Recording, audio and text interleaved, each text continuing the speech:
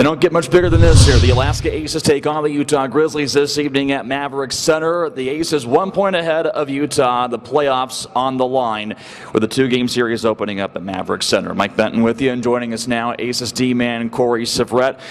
Maybe it was tough to not look ahead here to these games, but now that you're here, how do you and the rest of this team have to be mentally ready? I think we're pretty excited and we're pretty anxious, I think, for the game to start tonight. They're going to be 2 big games, and heading into playoffs, it's nice to play some meaningful games as opposed to being clinched by 15 points or something, and sometimes guys kind of let go. It's really going to test the character of our team, and I'm pretty excited to see it. How much can you really apply from the chase for the Brabham Cup 2 years ago, last year, and the Kelly Cup championship in a time like this?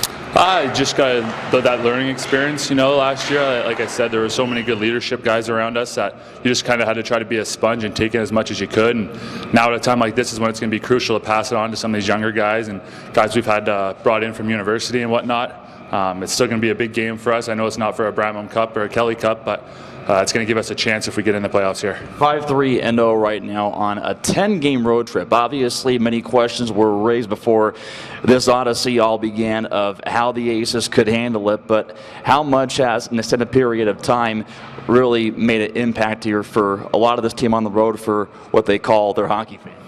Yeah, I think so. I think it's been a good time to bond. We got 21, 22 days on the road here, and we had a lot of new faces. So it was a good time. You see each other at every meal, and you're hanging out in your hotel room and whatnot. So I think it was a good chance for us to bond together and kind of build some chemistry away from the ice, and it's obviously going to translate on ice. We understand the names, of course, the guys who can make an impact down the hallway.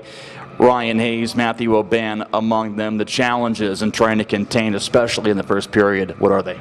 I think that those are just skilled players. I've played against them or played with them before, and it's like any skilled player, a lot of time and space.